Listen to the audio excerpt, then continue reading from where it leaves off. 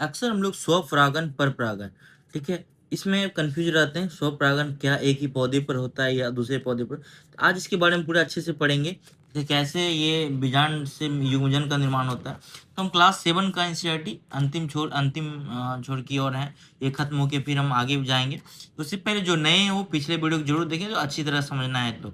और सबसे बड़ी बात, हर लाइन को अच्छे से समझें, कॉन्सेप्ट को डेवलप करें, जिससे कि आपको ये रटना नहीं पड़े और एग्जाम में आप स्कोर करके आ जाएं। ठीक है, अच्छा लगे वीडियो तो आप एक लाइक कर दीजिएगा, वीडियो को सब्सक्राइब जरूर कर लीजिएगा और बेल आइकन क्लिक कर लीजिएगा, इससे नोटिफिकेशन मिल जाएगा आप लोगों को। ठीक है, अब देखते हैं हम लोग परागन के बारे में।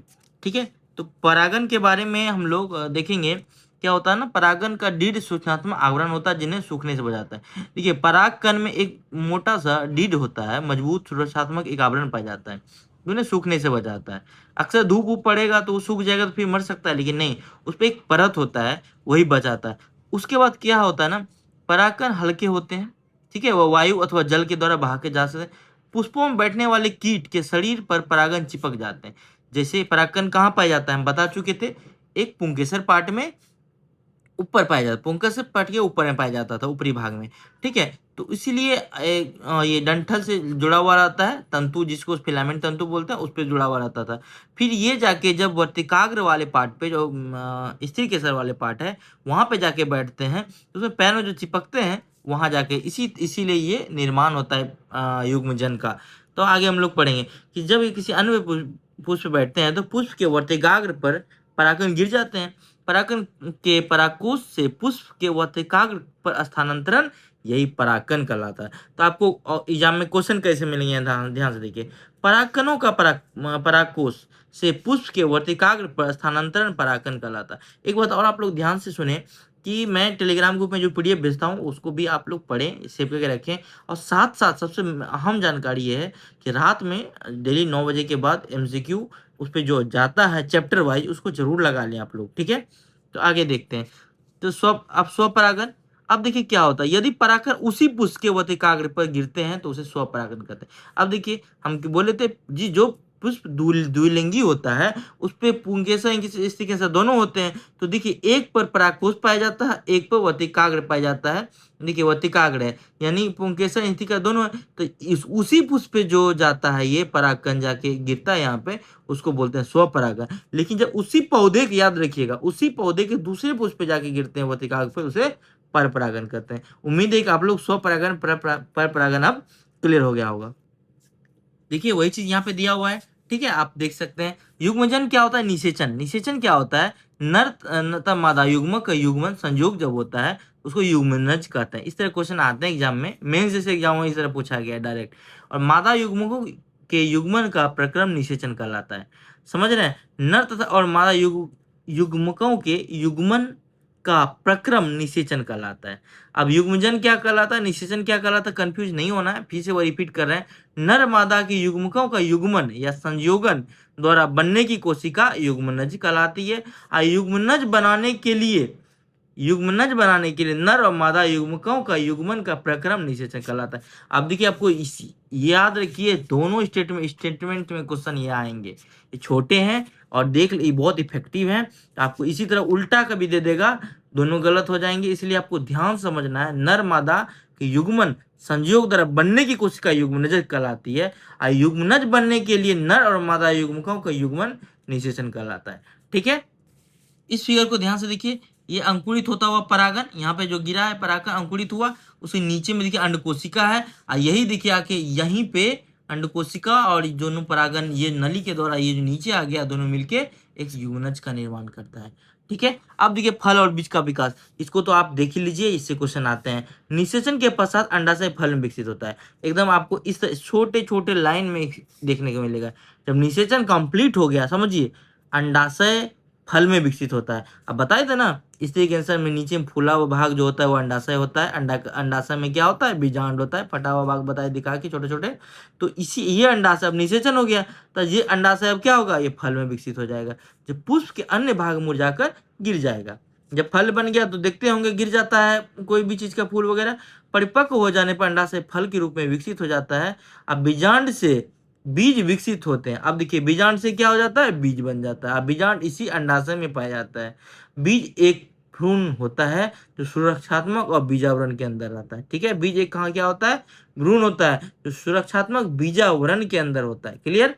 ये कुछ फल गुदेदार रसीले होते हैं जैसे आम, सेब, देख लीजिए। अब ये जो शब्द है ये छोटा लग रहा है लेकिन छोटा नहीं है, इससे क्वेश्चन पूछे गए हैं एनटीपीसी में।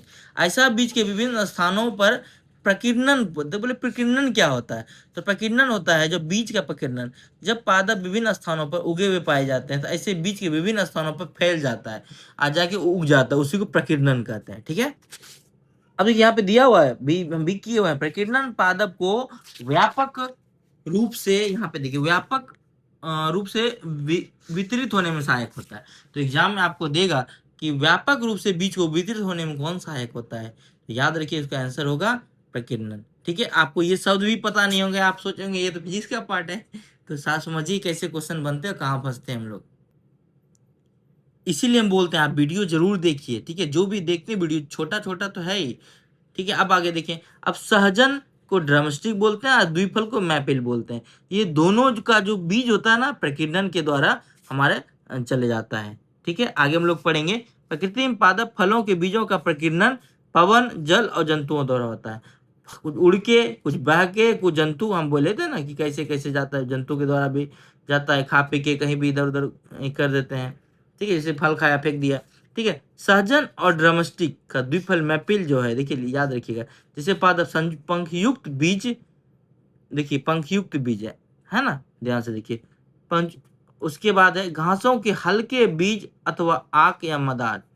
ठीक, आग को मदार कहते हैं, कि रोमयुक्त बीज और सूर्यमुखी के रोमयुक्त फल पवन के साथ उड़कर सुदूर स्थानों पर, यानी क्या सीधा है कि ये सब जो है ना उड़ के चले जाते हैं, हल्का होता है। ठीक है, दूसरी जगह प्रकीर्णन कैसे होता है, उड़ के। प्रकीर्णन क्या होता है, बीज का वितरण। दूसरी जगह देखिए कुछ बीज जल द्वारा प्रकीर्णित होते हैं, इसका आवरण स्पंजी तंतुमय होते हैं। क्लियर, समझते जाइए। देखिए नारियल कुछ बीज जंतुओं द्वारा प्रकीर्णित होते हैं, विशेष रूप से कंटकी कांटेदार बीज, जिसमें हुक जैसी संरचना होती है। ठीक है, समझने के लिए चीजें समझ जाइए। क्या आप देख पा रहे हैं, ये यूरेना और जैंथी फल, यहाँ जैंथियम। अब जैंथियम से क्वेश्चन एक बार आया था, देखिए क्या क्वेश्चन इसमें आएंगे, कि हाँ ये क्वेश्चन आएंगे कि बीज जंतुओं के शरीर से चिपक जाते हैं और दूर स्थान तक चले जाते हैं, तो इसे प्रकीर्णन किन में होता है, या डायरेक्ट दे देगा ये यूरेना और जैंथियम में कैसे होता है। यूरेना जैंथियम कैसे चिपक के चले जाते हैं दूर तक। ठीक है, उसके बाद ध्यान समझना है। अब देखिए लास्ट में चैप्टर खत्म हुआ 8, इसको आप एक बार ध्यान से देखिए, मैं थोड़ा थोड़ा इंपॉर्टेंट चीज बता देता हूँ। पुष्प पादप का जनन अंग है। ठीक है, पत्तियां तना तथा मूल हम बोले थे कायिक भाग होते हैं जो कायिक प्रवर्धन में, याद है बताए थे। अलैंगिक जनन बोले थे, अलैंगिक जनन में क्या क्या, अब देखिए इनमें तो बोलेगा अलैंगिक जनन किसमें से क्या नहीं है, तुम बता दिए थे, खंडन शैवाल में, मुकुलन ईस्ट में, बीजाणु निर्माण कवक में, और कायिक प्रबंधन बोले थे आलू, अदरक है ना, क्या था, और हाँ ब्रायोफिल्म का पत्ती, याद है। तो इसी तरह आप इसको पढ़ा चुके हैं, आप एक बार पढ़िएगा, रिपीट हो जाएगा। अब देखिए यहाँ से एक आता है, फल एक परिपक्व अंडाशय है, यानी अंडाशय से ही फल का निर्माण होता है, तो फल एक परिपक्व अंडाशय है। ठीक है, स्टेटमेंट बना के क्वेश्चन नहीं। जब बीजांड क्या है, बीज में विकसित होता है, आइए भ्रूण होता है। क्लियर, आगे आप देख लीजिएगा। आप इस क्वेश्चन को यहाँ पे जो पीछे में इसको जरूर बनाइएगा। ठीक है, आप लोग ये गलतियां ना करेंगे। उसके बाद पादप का जनन भाग होता है ना, ये देखिए दिया हुआ है, पत्तियां अथवा पर्ण, तना, मूल, पुष्प, जो भी होता है। क्या बोल रहा है, पादप का जनन भाग कौन सा होता है, आप उसमें बताए हैं, आप इसका बनाइएगा। ठीक है, इसलिए हम क्या बोले थे, मूल। ठीक है, इसको बनाइएगा आप लोग। ठीक है, आगे देखिएगा, नर और मादा युग्मक के युग्मन का प्रक्रम क्या कहलाता है, हम बताएं पूरा जोड़ देखिए पिछले, हम इसको आप वीडियो देख के इसका आंसर कमेंट में जरूर दीजिएगा। परिपक्व होने पर अंडाशय विकसित हो जाता है, हम बताए थे कल में। ठीक है, नर मादा एक युग्मन का प्रक्रम क्या कहलाता है, हम बताए थे ना, निषेचन। तो बीजाणु उत्पन्न करने वाला एक पादप क्या होता है, इसमें आप बताइए, डबल रोटी का फफूंद यानी कवक। ठीक है, अब देखिए बायोफिल्म अपने जिस भाग द्वारा जनन करता है, हम बताए थे पत्ती द्वारा। ठीक है, अब अगले अगले चैप्टर में लोग देखेंगे गति और समय। अब देखिए इसमें से यहाँ इस पेज में बस कुछ नहीं है, गति कैसे होता है, सरल रेखा के अनुदिश, वर्तुल, वृत्ताकार अथवा आवर्ती हो सकते हैं। ठीक है, अब सबसे पहले आता है चाल। देखिए छोटा छोटा ना बहुत बड़ा पटाखा वाला काम करता है एग्जाम में। देखिए कि बोलेगा चाल क्या होता है, किसी एकांक समय में, है ना, कि तय की गई दूरी को ही चाल कहते हैं। ठीक है, देखिए किसी दी गई दूरी को कम समय में तय करें या किसी दिए गए समय को अधिक समय में, यानी एकांक समय में जो दूरी तय करते हैं उसको चाल कहते हैं। ठीक है, अब यही यहाँ पे दिया हुआ है, किसी वस्तु द्वारा एकांक समय में तय की दूरी को हम उस वस्तु की चाल कहते हैं। याद रखिएगा, वेग भी ऑप्शन में मिलेगा तो वेग नहीं मारना, वेग क्या है हम आगे देखेंगे। अब एग्जाम में दे देगा, जब हम कहते हैं कोई कार 50 किलोमीटर प्रति घंटा की चाल से गति करती है, तो वो एक कार 1 घंटे में 50 किलोमीटर, यही उसकी चाल, यानी दी गई समय है। ठीक है, तय की गई दूरी। अब जो नए हैं उसे जान लीजिए, चाल बराबर तय की गई दूरी कुल दूरी बता लिया गया समय, यानी चाल बराबर दूरी बटा समय। अब ध्यान से देखिए, आवर्ती गति का एक चिर परिचित उदाहरण है सरल लोलक। ठीक है, आज आवर्ती गति के बारे में देख लेंगे। अब देखिए आवर्ती गति, या देखिए इधर उधर गति करना, देखिए ये कहा है, यहाँ ही समझिए। इसे लोलक ने अपने मात्र स्थिति विराम अवस्था को दर्शाया गया है। जब लोलक के गोले को धीरे से एक और ले जाकर मुक्त करते हैं तो वह इधर उधर गति करना आरंभ कर देता है। सरल लोलक की यह गति आवर्ती गति अथवा दोलन गति कहते हैं, यानी आवर्ती गति को ही दोलन गति कहते हैं। ठीक है, देखिए यही कह रहा है, क्या कर रहा है, किया है, धातु के एक छोटे गोले अथवा पत्थर के टुकड़े को लीड स्टैंड से धागे से बांध दिया और करके बनाया जा सकता है। यानी एक गोल ऐसा देखते हो लटकता है इधर उधर, घड़ी जो है जिस तरह, उसी को आवर्ती गति या दोलन गति करते हैं। ठीक है, लीजिए आवर्ती गति और दोलन गति की प्रभुता देख रहे हैं, किसी लटका दिया, ये एक बार इधर आएगा, फिर सी पे गया, ओ पे गया, यहाँ। इसमें से याद रखिए, कभी पूछता है क्वेश्चन, आप लोग देखे होंगे कि माध्य अवस्था में से गति बढ़ जाती है, चाल कैसी होती है, त्वरण कैसा होता है, आज वो भी क्लियर हम कर देंगे। आवर्ती गति हम लोग क्लियर हो गया, लेकिन अब हम आवर्तकाल जानेंगे। अब देखिए देखिए वापस ए पर आता है, सरल लोलक एक दोलन पूरा करने में जितना समय लगता है उसे सरल लोलक का आवर्तकाल कहते हैं। देखिए देखिए हम ए से चले, ओ पे गए, बी पे आए, अब वापस जब ए पे आए, उसी को एक दोलनी गति कहते हैं। इसी का जो समय लगता है उसको आवर्तकाल कहता है। समझ गए ना, हो गया। किसी एक सरल लोलक को एक दोलन पूरा करने में, एक दोलन का मतलब एक बार जाना एक बार आना, इसी को क्या बोलते हैं, जितना समय लगता है उसको आवर्तकाल कहते हैं।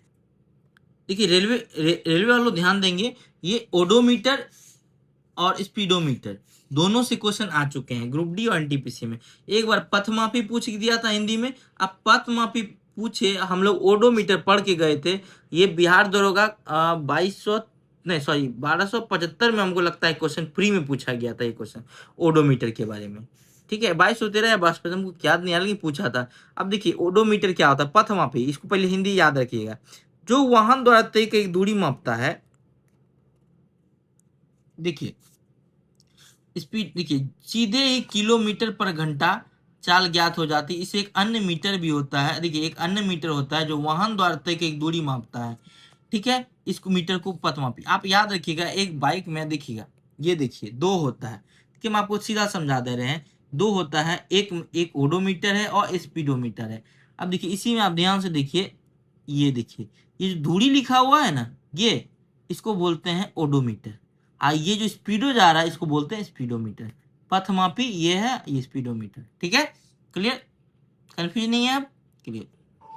देखिए यहां से क्वेश्चन आएंगे कि नियत चाल से गति करने वाली वस्तु, नियत चाल से दूरी समय ग्राफ एक सरल रेखा होती है। इस चैप्टर का आप लोग क्वेश्चन बना लेंगे। अब देखिए कह रहा है कि निम्नलिखित गतियों अनुदिश वर्तुल तथा दोलन गति के बारे में लिखना है, वर्तुल गति या दोलन गति। ठीक है, हम आपको बता चुके हैं वर्तुल गति क्या होता है, दोलन गति क्या होता है। दोलन गति बताए थे ना, जिस स्थान से जाना, अब एक ये कोई पॉइंट है उसके आस एक ही दिशा से मूव करना, उसको दोलन गति कहते हैं। इसे आवर्ती गति भी कहते हैं।